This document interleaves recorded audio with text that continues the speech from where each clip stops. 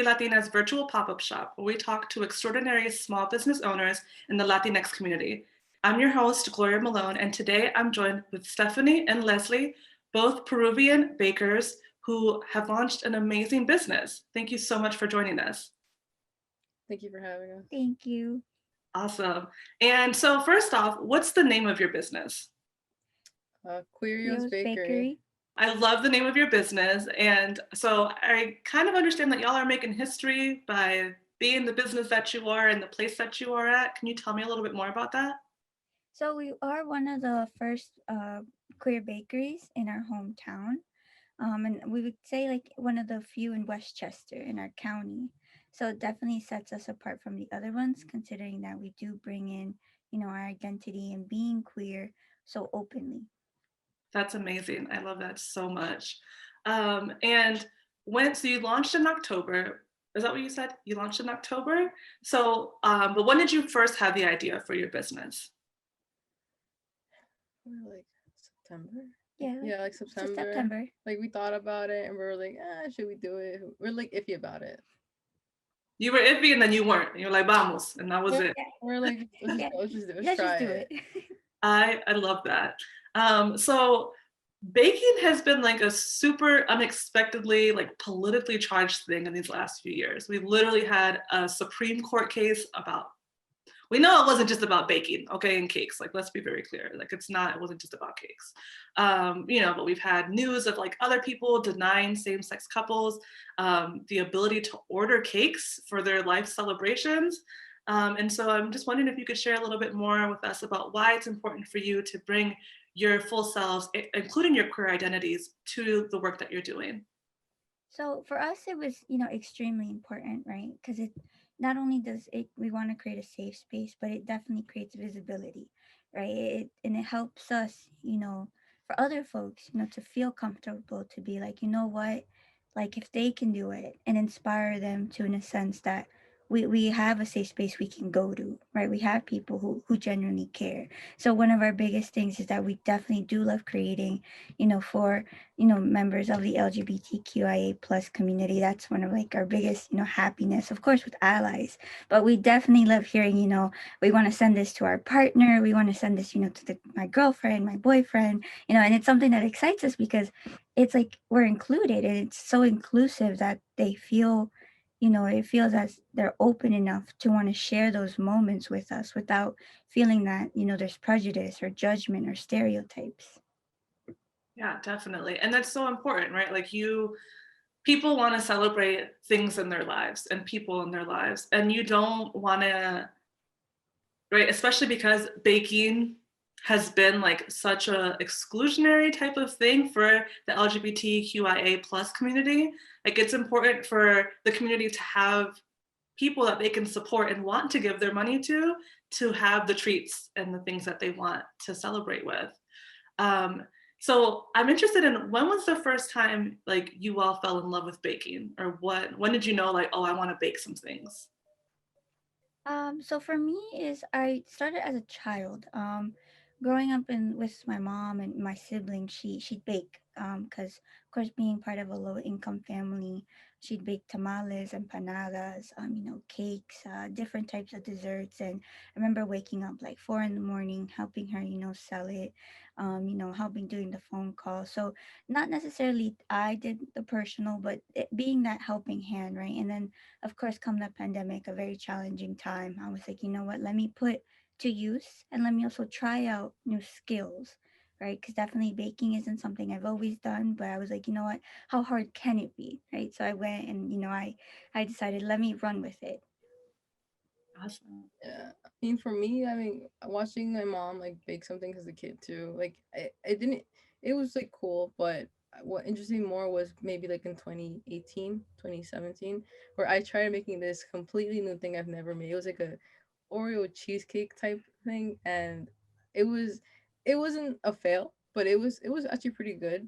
And from there, I was just like, oh, like I should try more of this, and so we just kind of combined it. That's awesome. And I don't know what happened. Well, you said like 2018 with the Oreo cheesecake. I don't know what happened, but my mom was like, "Mira te choco flan que yo hice." And I'm like, "Wait, why is everyone like remixing I'm not hating, you know what I'm saying? But like everyone was like remixing flans around that time. So or cheesecakes. It was una vez she made like a flan cheesecake chocolate something. I was like, okay, like again, I wasn't mad and I ate it, you know, but I was like, this everybody's out here remixing, you know, the classics. I'm with it. So I love that. And so where do you all get inspiration from? I think you kind of touched on it a little bit, both of you like talking about your mothers and how your mothers were kind of like you know, an inspiration for you starting the work. But what other inspirations do you all draw on in your business? Me personally, like I'll be on Instagram and I just see the explore page and I see a bunch of different things and they just looks like so beautiful or just like I don't know how they do it, like the detail on it. I'm like, I want to try that, but it's not gonna come out like that. But it we still try it, both of us, and it still comes out looking pretty good in my opinion. Like people like it. So For me, it's definitely our childhood. We love to incorporate different aspects of it. Whether it be making kid boxes, right? In general, we it's that the innocence part to it. We have fun. We have fun creating and being able to incorporate a lot of our childhood memories, right? Whether it be making simple little small treats that are just like good. Like as a kid, you're gonna like them. So it's like why not? We're still like we still have the belief you're still a kid at heart even when you're much older. So that's definitely one of the things that influence a lot more in our work. Awesome. And so you launched your business in October. What has the response been like? it started off pretty slow, can't lie. Our friends supported us a lot. Um, family members too. And then we ended up doing like a order for Amy and Joanna. yeah, and from there they helped us like reach like get more followers and more traction, and now it's like our inbox is just full of messages each time like, hey, like we want to order this and that. Like it definitely went from like 0 to 100 like I love that. And so who is Amy and Joanne? Can you tell us a little bit about who they are? Joanna is, the creator of the Unapologetically, Brown series. And of course, for her, I've always been inspired by her work for like many years now. And of course, right next to her amazing work is her partner, Amy. And well, Amy, is the founder of Veggie Mijas. And so, of course, being Peruvian and seeing a woman, in a position where they have, such grace and they do the work, I was very inspired, by Amy. So I reached out to her and I was like, and I was watching their live and I caught it and I was like, wait, Amy's not with Joanna. So that means like, Amy's probably in New York. I was like, wait, are you in New York? And she was like, yeah. And I was like, wait, we have a box for you. We want to gift you a box. It's vegan chocolate. Can we? And she was like, yeah, totally. So it was a big surprise. I was fangirling. I was super excited. And, and we gave it to them. And from there, it blew up, right? And to have, two people who are talented and are artists and do their own work, with such grace and humbleness. It was all for us. And since then, of course, as Leslie mentioned, it went from 0 to 100 real quick. Our messages were full, and that's one part we're actually truly grateful for, to have, folks outside of, our hometown to really support us. That's awesome. And so what I heard was strategy. All right. You was like, y'all ain't together physically right now. So, and you're vegan. So I'm gonna go. Yes, I love it. I love it. That's great. So you guys offer vegan options as well. Hmm. Yes. Cool. And can you tell me a little bit more about like what are the flavors? What are the things that you all are creating? What kind of treats specifically? So we like we do breakable hearts, chocolate covered strawberries. Pretty much, if people come with us with an idea, we'll try it. mm-hmm. Right. That's one of our things. We definitely love to try new things, and we'll try to bring it to life in our own version. Right. Because we do know every artist, every creator has their special touch, has what sets them apart, and that's what we try to do, and they enjoy it. So it could be from our s'mores on the go, which is simply our marshmallows covered with chocolate and graham crackers. Literally, it's on the go. And, or like, as mentioning our chocolate covered pretzels for like any occasion. So it's little, treats like that, just in the moment satisfy, a craving. Awesome. And although you all are still fairly new, is there a specific treat that you see people really gravitating towards? The strawberries mainly, right? The Yeah. strawberries and I think like the little cakes. I think at one point Yes. are So mini cakes. our mini cakes at one point were like a big hit, whether it was shipped in a pumpkin or now a snowflake. So it was definitely having those mini cakes. People really enjoyed them in different flavors: red velvet, vanilla, or chocolate. Awesome. So, as one of the first queer bakery businesses in White Plains, y'all are making history yourselves. And so I'm wondering, do you have any words of advice or encouragement for someone who wants to start their own baked good business, but is a little bit trepidatious about it? Mm, Honestly, coming from someone who's very, I don't like getting out of my comfort zone. I just stay in it. I don't want to try things. Like I'll do it eventually. I say just go for it. You know, your friends, if they're really your friends, they'll support you no matter what. Your family members, it'll start small and like it might be slow. It might be like for us, it didn't.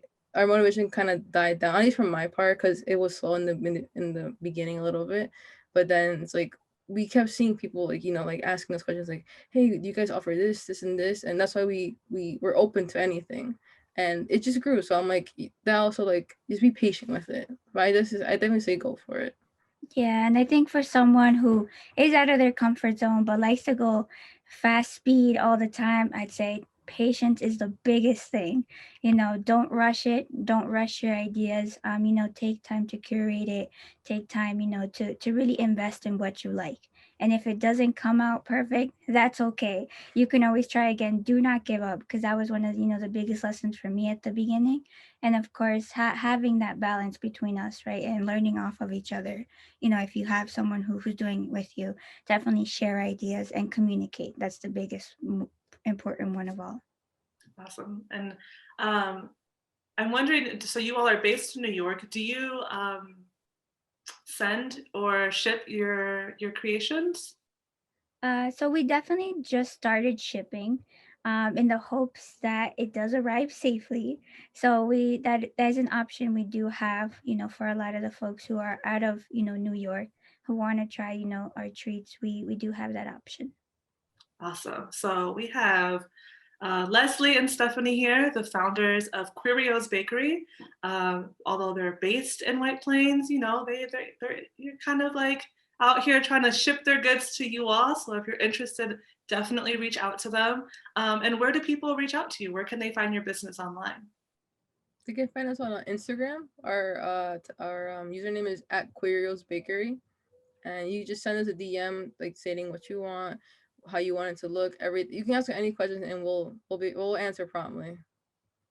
Awesome. Thank you so much for chatting with us here at Belatina. I appreciate you all bringing your whole selves to your business, being like flexible with, hey, if you want it, we'll try it. Bringing the strategy through, right? So I just really appreciate you all chatting with me today. And thank you so much. Thank Thank you. It you. was a pleasure.